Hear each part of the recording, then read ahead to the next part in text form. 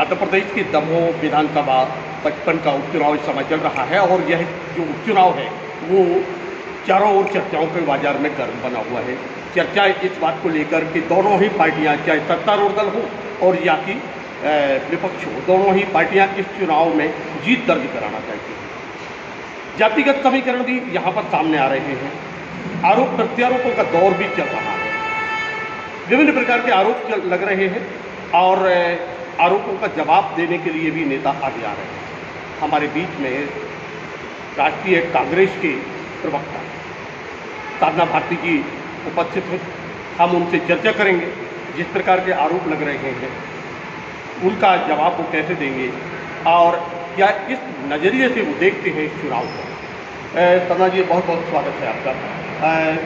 ये जो उपचुनाव है, इस उपचुनाव को आप किस दृष्टि से देखिए, नॉर्मल आमतौर पर जब चुनाव होता है तो किसी जनप्रतिनिधि का निधन हो जाए तब किया जाता है, मगर यहाँ जनप्रतिनिधि का नहीं, जनता के विश्वास का निधन हुआ और उसके बाद ये उपचुनाव जनता पर थोपा गया। अब चुनाव चल रहा है तो नई नई तरह की बातें भी आ रही हैं और भारतीय जनता पार्टी तो जुमलों के लिए बड़ी प्रसिद्ध है, जुमलेबाजी करने में तो अव्वल नंबर हासिल है। लेकिन ये चुनाव हम भूले नहीं कि भाजपा के वर्तमान जो प्रत्याशी हैं उन्होंने एक नेशनल टेलीविजन पर इंटरव्यू देते हुए कहा था, आई कोट, कि इतिहास में लिखा जाएगा कि एक मुख्यमंत्री हुए कमलनाथ जी, जिन्होंने 38 साल के युवक को टिकट दिया सबके मना करने के बाद भी, और उस 38 साल के युवक ने कमलनाथ जी के साथ गद्दारी की और वो बिक गए।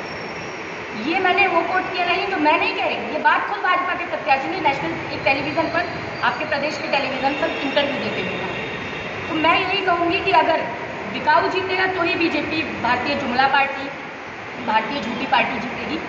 अगर टिकाऊ जीतेगा तो कांग्रेस और अजय टंडन जी के साथ साथ दमोह का जनमानस जीतेगा, दमोह की जनता जीतेगी और दमोह का विश्वास जीतेगा, सम्मान जीतेगा। और दमोह का विकास केवल कांग्रेस इसलिए कर सकती है क्योंकि देखिए, जिन्होंने अपने पुरखों का सम्मान, स्वाभिमान और ईमान करोड़ों नोटों की खातिर बेच डाला, वो दमोह का विकास कतई नहीं कर सकते। अब दमोह में चाहे शिवराज सिंह चौहान जी आ जाए, चाहे अब आदरणीय उमा भारती जी आ जाए, वही उमा भारती जी है, मेरी दादी समान है, मैं आदर करती हूँ। वो तो बुंदेलखंड की बड़ी बेटी है उमा भारती जी, तो ये लोधी साधना भारती भी इसी बुंदेलखंड की छोटी बेटी है। बड़ी बेटी का अपमान किया भाजपा ने, मुख्यमंत्री पद से हटाया, पार्टी के बाहर का रास्ता दिखाया और एक जैसे शातिर अपराधी को तड़ी पार कर दिया जाता है उसी तरह से तड़ी पार कर दिया। उत्तर प्रदेश में झांसी का झांसा दिया, चरखारी के चक्कर में फंसाया, लेकिन वहाँ सम्मान नहीं किया। अगर सम्मान किया होता तो उत्तर प्रदेश के बीते विधानसभा चुनावों में उत्तर प्रदेश का मुख्यमंत्री बनाया होता, लेकिन नहीं बनाया, सिर्फ उपयोग करने का काम किया। और उमा भारती जी ने खुद मोदी जी को विकास पुरुष नहीं विनाश पुरुष बताया है और वो ये भी कह चुके हैं, कई बार कहते हुए सुना है कि भाजपा लोगों और नेताओं का उपयोग कुछ इस प्रकार करती है जिस प्रकार कोई व्यक्ति जलेबी खाने के लिए दोना और पत्तल का उपयोग करता है। तो जलेबी खाने के लिए जलेबी का पूरा रस चूसने तक तो दोने को अपने पास रखते हैं, फिर दोने को फेंक दिया जाता है। इसी प्रकार भाजपा ने बलराज मडोल जी का उपयोग किया, केशुभाई पटेल का उपयोग किया, मदन लाल खुराना का उपयोग किया, माननीय कल्याण सिंह जी का उपयोग किया और स्वयं आदरणीय उमा भारती जी का उपयोग किया। और अब उमा भारती जी आके मुझे नहीं पता क्या उन्होंने कहा, क्या बोल के वोट मांगे, परंतु जनता जानती है और पहचानती है और जनता इस अपमान का बदला लेकर दिखाएगी। जो एक स्वाभिमानी समाज के लोग दमोह में अपने खून की तासीर को पहचाने और कलंक ना लगने दें अपने ऊपर, यही मेरा आह्वान। दूसरी बात, अब जब एमपी की बात होती है तो शिवराज सिंह चौहान जी की बात भी होना आवश्यक है। अब मामा शिवराज सिंह चौहान में 15 साल में वो नहीं कर पाए जो कमलनाथ जी की 15 महीने की सरकार में हमने करके दिखाया, जो जनता के लिए करना चाहिए था। सबसे पहले कमलनाथ जी ने संविधान संबद्ध 27% आरक्षण पिछड़े वर्ग को दिया, गौशालाएं बनवाई, राम वनगमन पथ की योजना प्रारंभ की, मंदिरों के सतत विकास की योजनाएं चलाई, साथ ही साथ सबसे बड़ी महत्वपूर्ण चीज किसानों के कर्जे माफ जो हमने किए, वो चाहे पक्ष का हो विपक्ष का हो, हर व्यक्ति आज भी तारीफ करता है उस चीज़ की, क्योंकि वो जनता तक पहुंची है वो योजना। हवाबाजी में हमने मोदी जी की तरह नहीं चलाया है।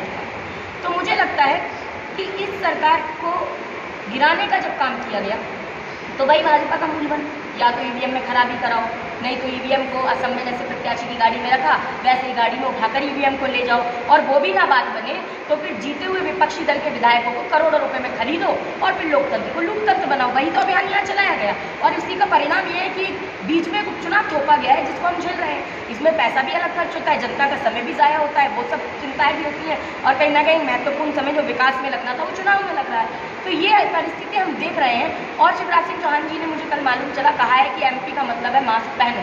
तो तो भाई अगर एमपी का मतलब मास्क पहनो तो शिवराज सिंह चौहान जी खुद पश्चिम बंगाल में बिना मास्क के हजारों की जनता से हाथ क्यों मिलाते घूम रहे थे? क्यों हेमंत बिस्वा शर्मा जी ने असम में कहा कि कोरोना तो है नहीं, मास्क लगाने की आवश्यकता नहीं? तो खुद मुझे लगता है भाजपा के नेताओं के लिए एमपी का मतलब मास्क पहनो नहीं है।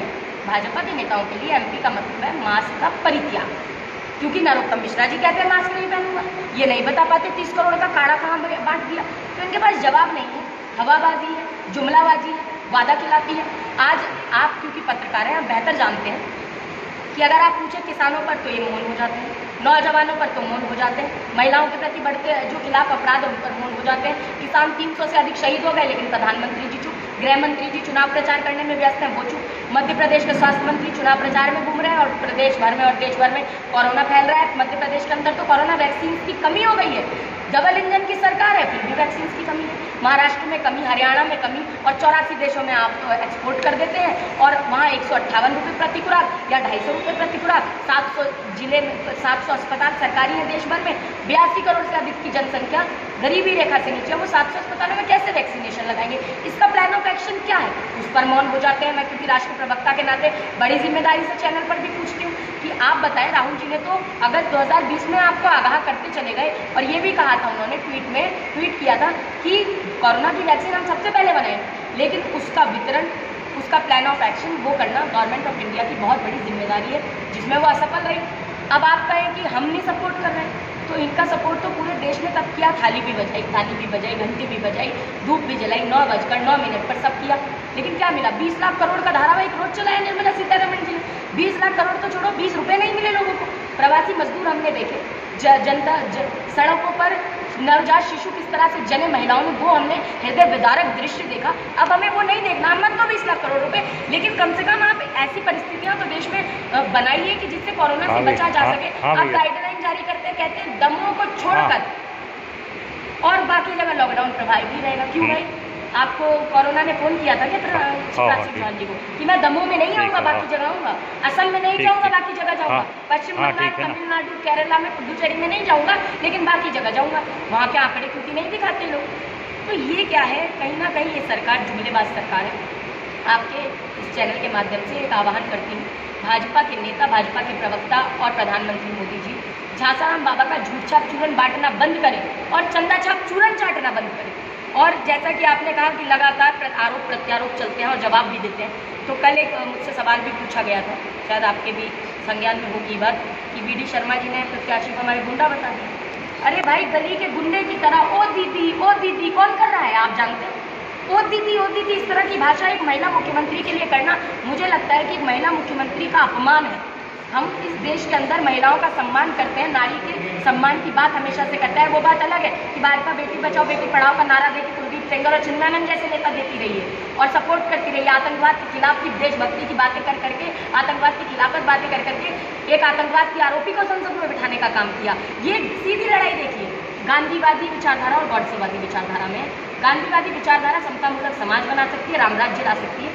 गांधीवादी विचारधारा के साथ कांग्रेस और कांग्रेस के कार्यकर्ता हैं और गॉडसेवादी विचारधारा के साथ भारतीय जनता पार्टी है, जो गॉडसेवादी विचारधारा के साथ चलकर घृणा, द्वेष और नफरत का कुचक्र चलाने का प्रयास करती रही है और आगे इसलिए करती रही क्योंकि इनके पास मुद्दों का जवाब नहीं है। तो ये हिंदू मुसलमान, हिंदुस्तान पाकिस्तान, जय श्री राम इसी में अटके हुए हैं और कोई राम मंदिर भाजपा के आदेश पर नहीं, सुप्रीम कोर्ट के आदेश पर बन रहा है। और राम सबके हैं, जो राम में आस्था रखते हैं, जो राम को मानते हैं, जो राम की पूजा करते हैं, वो राम के और राम उनके। ये बात मैं ही नहीं कह रही, ये बात तो सुश्री उमा भारती जी ने स्वयं कही। तो मुझे लगता है कि किसी भी तरह से धर्म की आड़ में धंधा चलाना और धर्म की आड़ में राजनीतिक दुकानें बनाना अब बंद करे भारतीय जनता पार्टी। मुद्दों पर बात करे, शून्य पर ही।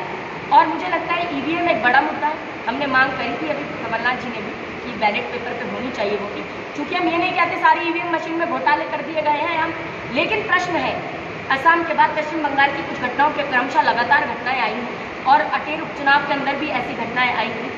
तो मुझे लगता है उन घटनाओं के बाद एक प्रश्न चिन्ह और लोकतंत्र और चुनाव आयोग की विश्वसनीयता, संविधान पर विश्वसनीयता बनाए रखने के लिए, संविधान पर आधारित जो लोकतंत्र है उस पर विश्वसनीयता बनाए रखने के लिए बैलेट पेपर पे चुनाव होना चाहिए।